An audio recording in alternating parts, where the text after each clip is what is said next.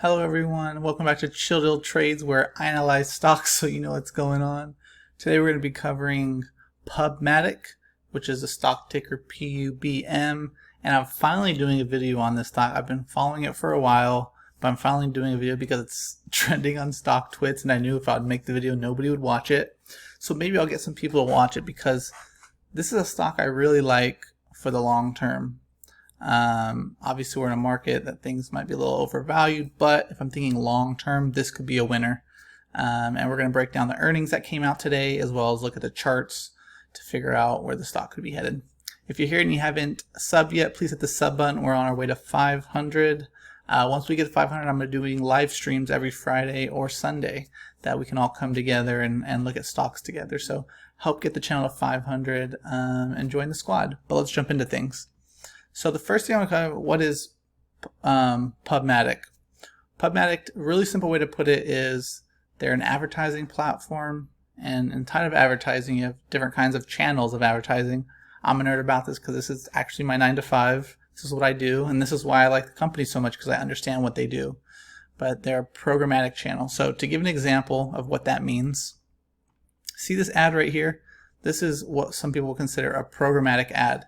So people give PubMatic their money, and then PubMatic goes out and finds places to put companies' ads online across the internet. And so that becomes like the first reason I like this company. With D2C, which is direct to consumer and e-commerce, growing substantially, and that trend is going to continue over the next 10, 20, 30 years.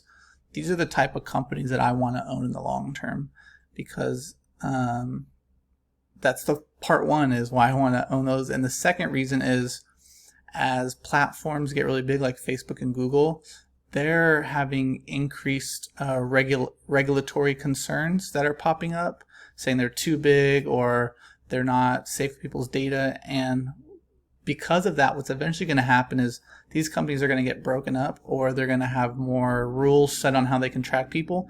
And what's happening is people are pushing more of their ad spend to channels like PubMatic because they don't necessarily have issues, it's the same type of issues as Facebook and Google, which are like the biggest platforms out there. And so I do see in the advertising sector more people pushing their ad dollars to platforms like PubMatic, which will have a positive impact on their long-term revenue growth. But let's jump down some of the numbers. So this market cap is wrong. I think they're at like a million, 1.6 million. A little bit higher because they're up after hours. They're about a 1.6 million market cap. They do about a couple million a year, 100 million a year. This number is increasing because they've been beating earnings. But one of the things I like most is, it doesn't show here, but they do have a net income positive, which is really positive. And that's another thing I like about advertising companies. They have really large margins because essentially their only cost is like an algorithm they build that shows your ads on different places, and then they get paid the difference in that ad spend. And so these are companies that are profitable really quickly, and that's why you have companies like Facebook and Google worth so much, because their advertising platforms are so profitable. But let's look at a couple other things that are really interesting. One of the things I like, 82% of the companies owned by insiders or institutions.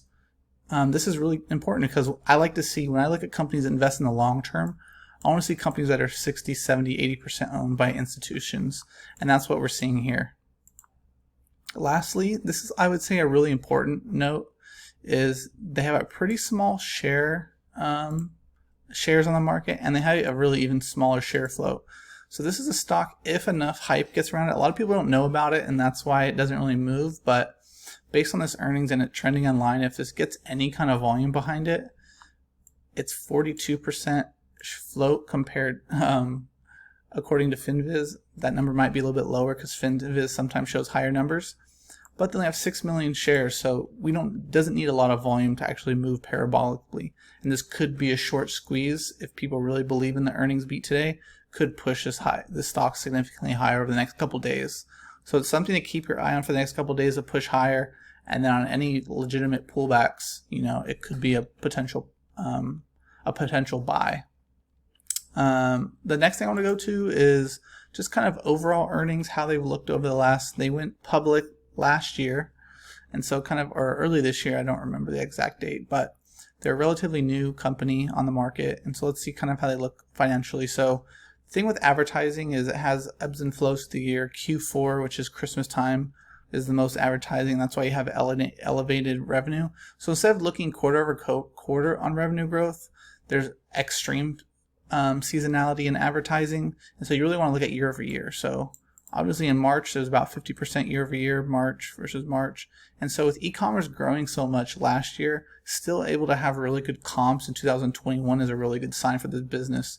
Because in 2020, because of COVID, so many businesses were just flooding money to advertising because that's where everybody was shopping. But now that the economy is opening back up and people are shopping in person, these kind of advertisers are losing some money. But still seeing a 50% increase based on last quarter's numbers. That's a really, really big positive. And kind of I've mentioned before, where are we at? Net income. So net income increased by 400%. So as they're growing revenue, they're seeing substantial increases in net income. As I mentioned before, they have really large margins, and that when you have really big margins, that means as you scale, your net income can grow substantially because your expenses are so low. The one red flag I would say is mostly based off how many shares they have in the market. They only have 50 million shares, and they don't have a ton of cash. So I could see them potentially offering shares just to raise some more money, to have that money in the back burner just in case of anything that happens. Even though they're really profitable, and they are going to start pushing that net income into their cash on hand or paying off their debt. I still would want to see this cash a little bit higher as they're growing revenue and eventually become, $500 million to $1 billion company. You probably want a little bit more free cash on hand, and that could come from a share offering because they have so many few shares on the market. It's pretty easy to dilute because they have so few shares.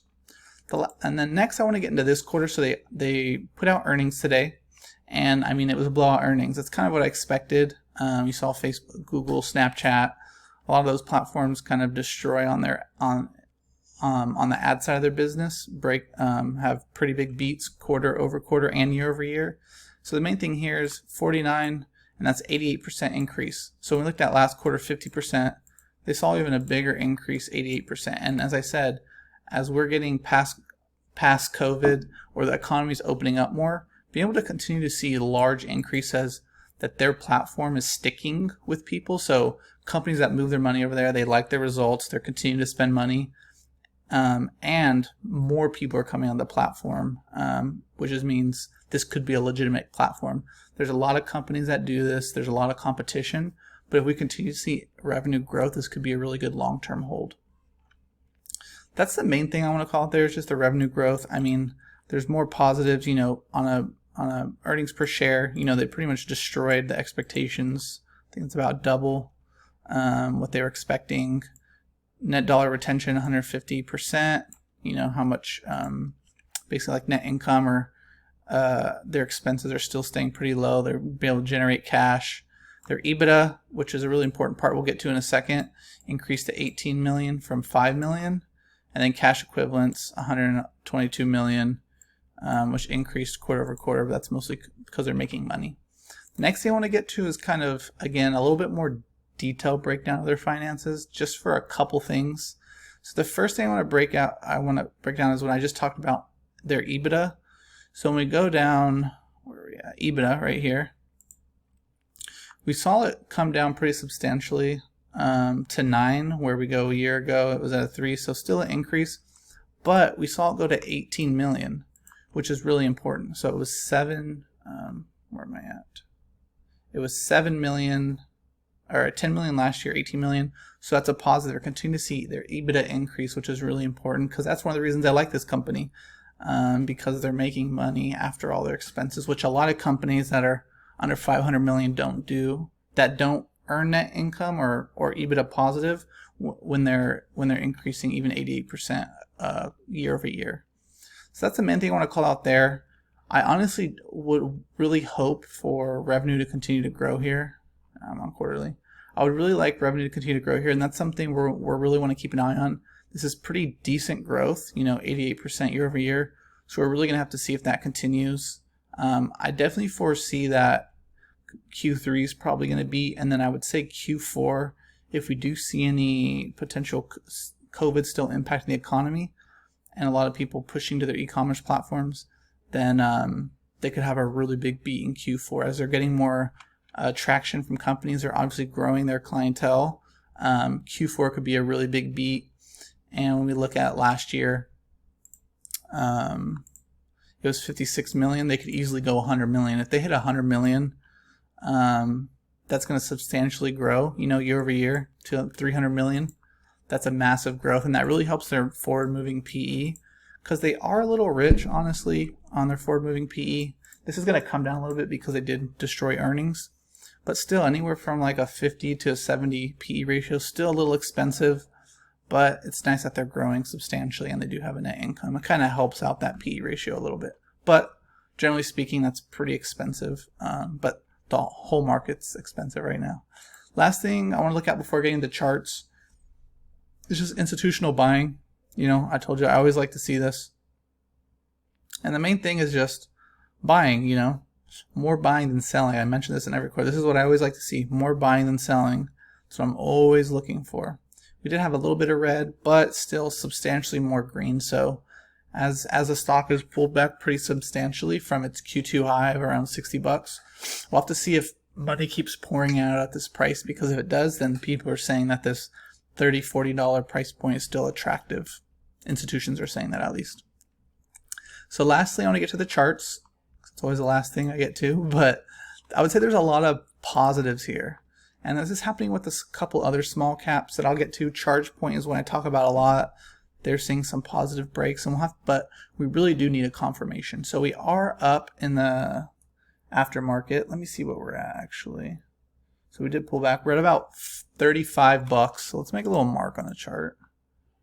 We're about right here right now in the aftermarket, just as a reference point.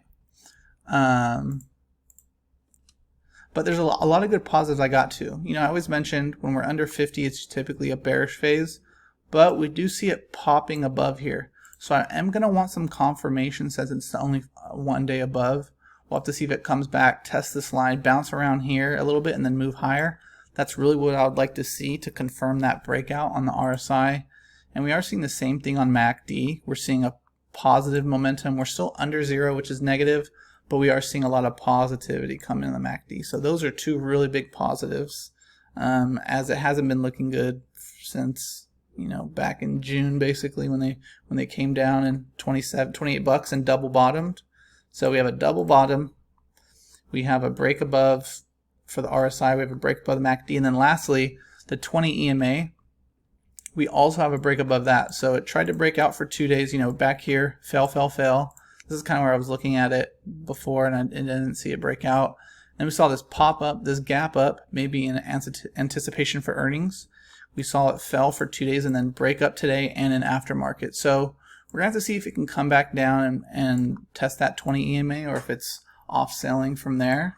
And then we did break above both these long-term trend lines. So we'll have to see if these hold as well coming into tomorrow. If, we continue to see strong momentum in a short squeeze, or if, this could potentially be a reversal from here. Only time's going to tell, but we're seeing a lot of positives. On the 4 hour, we're seeing the same thing. We're actually seeing positives for a little bit longer. So we've been trending above 50 for the last couple days. On the 4 hour, MACD's showing a lot of bullishness and a lot of positivity. And these are things we're just going to keep an eye on. Looking forward, this 35 is going to be a really hard place to break above, and we did see in the after hours today it fell to break above that and pull back down a little bit. But this 35 to 37 range is a lot of supply from the past. If we just zone out and do like a little thing, there's so many candles that are just kind of trying to break out in the past and didn't, and so that's just going to mean it's going to be really hard to break out again. So that's really the zone I'm going to look at. If we can break above that and see a lot of positive movement, then the stock is definitely going to 44 to 46. So those are just ranges to look out for. I really appreciate you stopping by and watching this.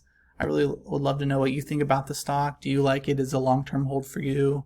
Or is it a short-term play? But I appreciate it again, guys. I make a video about every day, so I'll see you again soon.